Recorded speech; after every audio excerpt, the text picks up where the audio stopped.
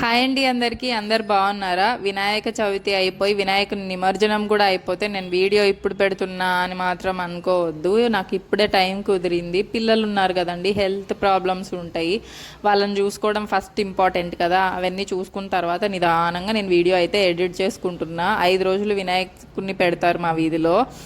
అక్కడ ఒకరోజు కోలాటం వేశారు, ఒకరోజు భజన చేశారు, ఇంకొక రోజు డీజే పెట్టారనమాట. కోలాటం వేసిన రోజు ఒక 60% వరకు జనాలు ఉన్నారు. తర్వాత భజన చేసిన రోజు 10% కూడా లేరు. డీజే పెట్టిన రోజు 100% ఉన్నారు జనాలంతే. నాకు అదే వేరియేషన్ అనిపించింది. అండ్ తర్వాత ఇక్కడ మా బుడ్డోడు, మా లలిత్ విఘ్నేష్ రెడ్డి అనమాట. చాలామంది నన్ను, అక్క మీరు ఇంతకుముందు ప్రెగ్నెన్సీలో ఉన్నప్పుడు వీడియోస్ స్టార్ట్ చేశారు కదా, ఇది మా పెద్దమ్మాయి, సో స్టార్ట్ చేశారు కదా, స్టార్ట్ చేసినప్పుడు మీరు వీడియోస్లో ఒకసారి చెప్పారు ప్లాన్ చేసుకోవడం కుదురుది ప్రెగ్నెన్సీని, మనకు పాప కావాలా బాబు కావాలా అని కొంచెం వరకు ఇన్ఫర్మేషన్ అయితే మీకు తెలుసు. ఆ వీడియోని మేము చూసాము. చూసిన వీడియోస్ని అసలు మీరు ఎందుకు డెలీట్ చేశారో అసలు అర్థం కావట్లేదు అంటే నేను వాళ్ళకి రిప్లేస్ అయితే ఇచ్చానండి. Too much of negativity spread అవుతుందమ్మా, ఎందుకు ఊరికే లేనిపోనివి, మీరు డాక్టరా లేకపోతే మీ దగ్గర ప్రూఫ్స్ ఉన్నాయా ఇలాంటివన్నీ మాట్లాడతారు, ఎందుకని నేను చేయలేదు అంటే, లేదు ప్లీజ్ కంటెంట్ బాగున్నప్పుడు తప్పేముంది, పిచ్చి పిచ్చి వీడియోలు అన్నీ పెడుతున్నారండి, మేము ఈరోజు ఇది చేసినాం అది చేసినాం ఆడి పోయినాం ఇడి పోయినాం అని వాటికే ఎన్నో వ్యూస్ వస్తున్నాయి. కొంతమందికైనా యూజ్ అవుతుంది, మీరు పెట్టండి ప్లీజ్, మాలాంటి వాళ్ళ కోసమైనా పెట్టండి అని రిక్వెస్ట్ చేసుకుంటూ కొంతమంది అయితే నన్ను ఫ్రీక్వెంట్గా అడుగుతూనే ఉన్నారు. వాళ్ళ కోసం నేను ఒక చిన్న అప్డేట్ ఇస్తున్నా. ఏంటి అంటే, ఈ వీడియో తర్వాత నా కొడుకు బర్త్డే వీడియో పెడతాను. ఆ బర్త్డే వీడియో అయిపోయిన తర్వాత పెట్టే వీడియో ఏదైనా ఉంది అంటే అది 100% బేబీ జెండర్కు సంబంధించింది మాత్రమే పెడతాను. మీకు బేబీ బాయ్ కావాలా లేదా బేబీ గర్ల్ కావాలా ఇలాగ ప్లాన్ చేసుకుంటే మ్యాక్సిమం ఒక 80% కుదిరే ఛాన్స్ అయితే ఉంటుంది అని చెప్పి నేనైతే వీడియో పెడతాను. నాకు తెలిసిన ఇన్ఫర్మేషన్ మొత్తం మీకు షేర్ చేస్తాను. ఈ వీడియోని సబ్స్క్రైబ్ చేసుకోండి, తర్వాత మీకు ఆ వీడియో వస్తుంది కదా, సో మీకు కొంచెం హెల్ప్ అవుతుంది అని నేను అనుకుంటున్నా. యాక్చువల్లీ నేను ఆ వీడియోని అయితే పోస్ట్ చేయకూడదు అనుకున్నా, కానీ జనాలు కావాలి అని అడుగుతున్నారు, అడిగే వాళ్ళు ఉంటారు, దాన్ని నెగిటివ్గా చూసి పోర్ట్రేట్ చేయాలనే వాళ్ళు ఉంటారు. ఆ వీడియో వల్ల నాకేమీ కోట్లు వచ్చి పడవు, లక్షలు వచ్చి పడవు, నేనైతే వెల్ సెటిల్డ్ అండి, హ్యాపీగా ఉన్నాను. అంత మంచిగా ఉన్నదాన్ని చిన్న పిల్లల్ని చూసుకుంటూ వాళ్ళెవరో పెట్టే నెగిటివ్ కామెంట్లకి నేను రియాక్ట్ అవుతూ ఎందుకు స్ట్రెస్ తెచ్చుకోవడం అని చెప్పి నేనైతే వాటి జోలికి వెళ్ళలేదు. కానీ కొంతమంది పదే పదే కావాలి కావాలి అంటున్నారు. వాళ్ళకి నేను మెసేజ్ రూపంలో రిప్లై ఇద్దామంటే అంత మెసేజ్ని టైప్ చేస్తూ కూర్చోలేను, కూర్చున్నా వాళ్ళకి అర్థం అవ్వదు. నేను వాళ్ళకి కన్వే చెయ్యాలి అంటే కంపల్సరీ వీడియో చేయాల్సిందే, వీడియో చేయక తప్పదు. అలాంటప్పుడు ఇంకా నేను యూట్యూబ్లో పబ్లిక్లో పెట్టాల్సిందే. సో దీనివల్ల ఒకవేళ ఫ్యూచర్లో టూ మచ్ ఆఫ్ నెగిటివిటీ కనుక స్ప్రెడ్ అయితే అప్పుడు కూడా నేను తీసేస్తాను ఈ వీడియోని, ఉంచాలి అని అయితే నేను అనుకోవట్లేదు. చూద్దాం, వీడియోలో ఉన్న మ్యాటర్ని మొత్తం నేను కన్వే చేసి వాళ్ళకి అర్థమయ్యేలా చెప్పి చూస్తాను. మ్యాక్సిమం కామెంట్స్ టర్న్ ఆఫ్ చేసి ఎవరికైతే కంపల్సరీ ఇన్ఫర్మేషన్ కావాలో, డౌట్స్ ఉన్నాయో వాళ్ళు ఇంకో వీడియోలోకి వెళ్ళి పెడతారు కామెంట్, సో దానికి నేను రిప్లైస్ ఇచ్చుకుంటాను. అవసరం లేని వాళ్ళు వదిలేస్తారు. ఈ ఐడియా ఏదో బాగుంది కదా, సో ఇండైరెక్ట్గా చెప్తాను. డైరెక్ట్గా చెప్తే మళ్ళీ పడిపోతారు, నువ్వు డాక్టరా, నీ దగ్గర ప్రూఫ్స్ ఉన్నాయా, అది ఇది అని. సో ఇండైరెక్ట్గా చెప్దామని అయితే ఫిక్స్ అయ్యాను. అండ్ ఇంకొకటి, నాకు పెళ్ళైన తర్వాత ఫస్ట్ పాప పుట్టింది.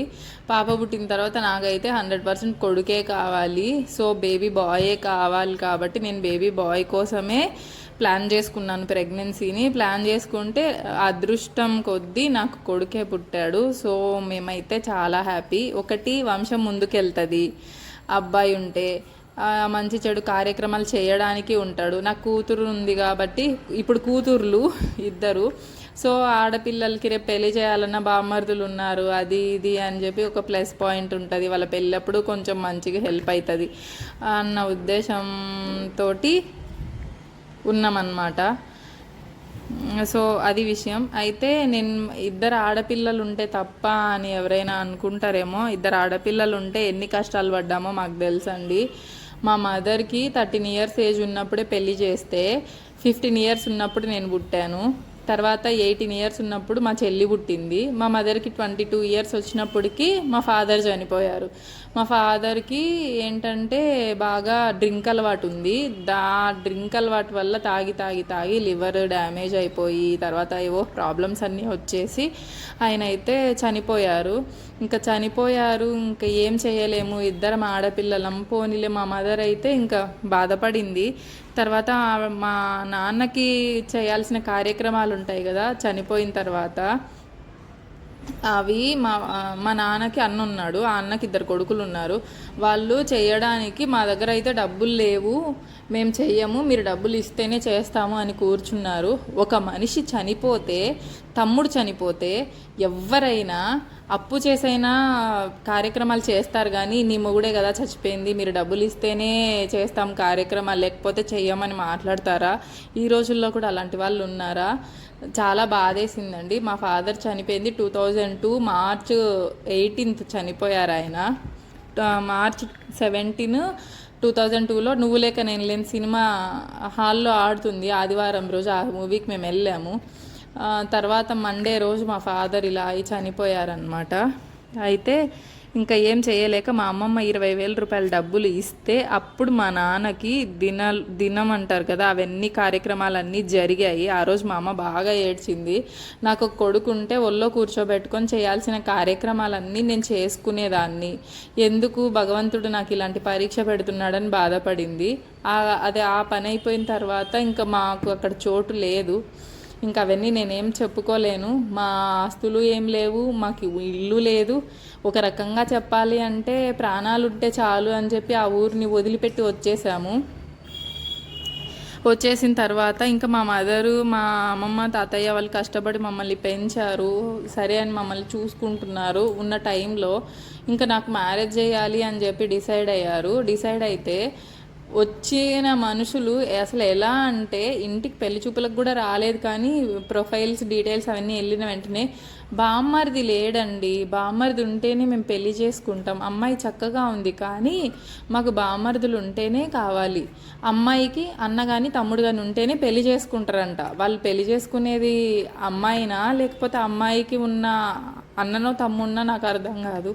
మీ ఇంటికి వచ్చే అమ్మాయి మీకు ఇంట్లో పని చేయాలి, మీ ఇంట్లో వాళ్ళని అందరినీ చూసుకోవాలి, మీకు ఒకవేళ ఫైనాన్షియల్గా సపోర్ట్ ఇవ్వాలి, ఇవన్నీ బాగుండాలి, తన ప్రవర్తన బాగుండాలని కోరుకోవాలి. కానీ పామర్ది ఏం తెచ్చి పెడతాడండి, నాకు అసలు అర్థం కాదు. ఇప్పటికీ ఇలాంటి వాళ్ళు ఉన్నారు సొసైటీలో. రేపు పొద్దున్న నా కూతురికి పెళ్లి చేసినా కూడా ఇలాంటి వాళ్ళు ఉంటారని నాకైతే అనిపిస్తూ ఉంది. లక్కీగా నాకు కొడుకు పుట్టాడు కాబట్టి నేనైతే ఆ ప్రాబ్లం ఫేస్ చెయ్యను అనే అనుకుంటున్నా. సో ఇంత ప్రాబ్లమ్స్ ఫేస్ చేసామండి మేము. ఒకటి, మా నాన్నకు చేయాల్సిన కార్యక్రమాలన్నీ ఆడపిల్లలని మమ్మల్ని దూరంగా పెట్టారు. మాకు పెళ్ళిళ్ళు చేసేటప్పుడు బామ్మర్దులు లేరు కాబట్టి మేము వీళ్ళని పెళ్ళిళ్ళు చేసుకోము అని చెప్పారు.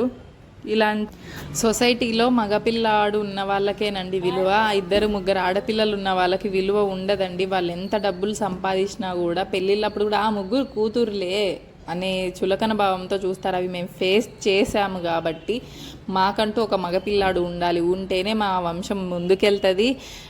ఎవరన్నా చనిపోయిన కార్యక్రమాలు చేసుకోవడానికి ఉంటుంది. ఆడపిల్లలు ఉన్నారు కాబట్టి వెనక ముందు మగపిల్లాడు ఉంటే బామ్మర్దున్నాడన్న మాట ఉంటుంది అని ఇన్ని బాధలు పడ్డాం కాబట్టే మాకు కొడుకు కావాలి అని ఫ్యామిలీ మొత్తం ఏడ్చారు.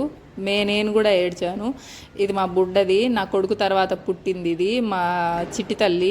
ఇదైతే అన్ప్లాన్డ్ ప్రెగ్నెన్సీ. బాబుకి 9 మంత్స్ కంప్లీట్ అయ్యాయి అంతే. వాడికి 1.5 ఇయర్ అలా వచ్చాక ట్యూబెక్టమీ చేయించుకుందాం అనుకున్నా, కానీ వాడికి 9 మంత్స్ కంప్లీట్ అయ్యాయి. 10th మంత్లో ఉన్నప్పుడు అన్ఎక్స్పెక్టెడ్గా ప్రెగ్నెన్సీ కన్ఫర్మ్ అయితే ఇంకా దాన్ని తీయించుకోలేక హర్టింగ్గా అనిపించి వద్దు మాకు 3 పిల్లలు ఉండని, ఇలా ఏమైపోతుంది అని చెప్పి డెసిషన్ తీసుకున్నాను. ఆ పిల్ల పుట్టిన 1.5 మంత్కి వెంటనే ఇంకెప్పుడు అలాంటి ప్రాబ్లం ఫేస్ చేయకూడదు, అలాంటి సిచ్యువేషన్ రాకూడదు అని చెప్పి నేనైతే ట్యూబెక్టమీ చేయించేసుకున్నాను.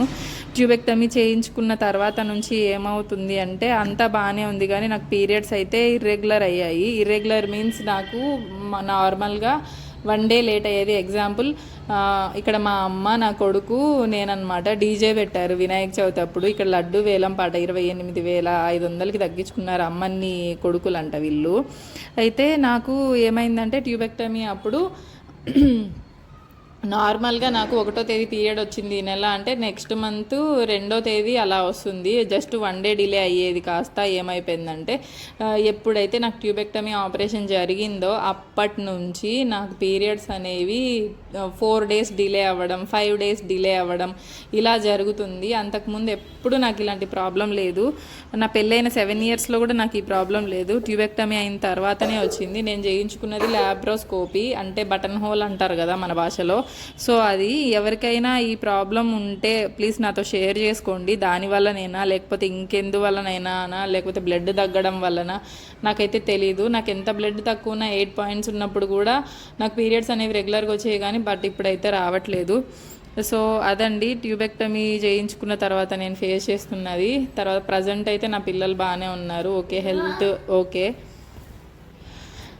నేను చెప్పాలనుకున్నది ఈ వీడియోలో అయితే షేర్ చేశాను. సో ఈ వీడియో ఏంటంటే 5 రోజులు వినాయక చవితి సంబరాలు ప్లస్ అక్కడక్కడ మేము ఏదో ల్యాండ్ చూద్దామని వచ్చాం కానీ రేట్లు పేలిపోతాయని బ్యాక్ స్టెప్ వేసాంలేండి.